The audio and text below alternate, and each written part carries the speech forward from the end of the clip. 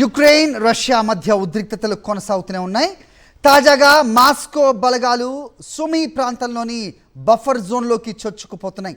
ఈ నేపథ్యంలో రష్యా అధ్యక్షుడు వ్లాదిమిర్ పుతిన్ కీలక వ్యాఖ్యలు చేశారు. యుక్రెయిన్ మొత్తం తమదే అన్నారాయన.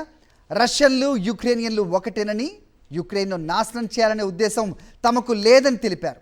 ఈ సందర్భంగా కీవ్కు గట్టి హెచ్చరికలు చేశారు పుతిన్.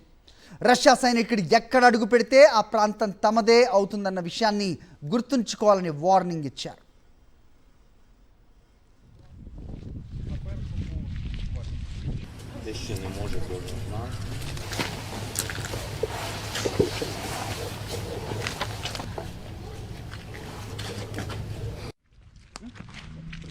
Помагає зараз і Альфа, і всі, хто є, вони вичисляють. Ну вони піймають того снайпера, пане президент. У них злості багато. Час. Бажаю здоров'я. సుదీర్ఘకాలంగా రష్యన్లు యుక్రెయిన్లు ఒకటేనని, దీని ప్రకారం యుక్రెయిన్ మొత్తం రష్యాదే అన్నారు పుతిన్. అయినప్పటికీ కూడా కీవ్ సార్వభౌమత్వాన్ని తాము ప్రశ్నించడం లేదన్నారు. యుక్రెయిన్ లొంగిపోవాలని కోరుకోవట్లేదన్న పుతిన్ క్షేత్రస్థాయిలో ఉన్న వాస్తవాలను అంగీకరించాలని స్పష్టం చేశారు.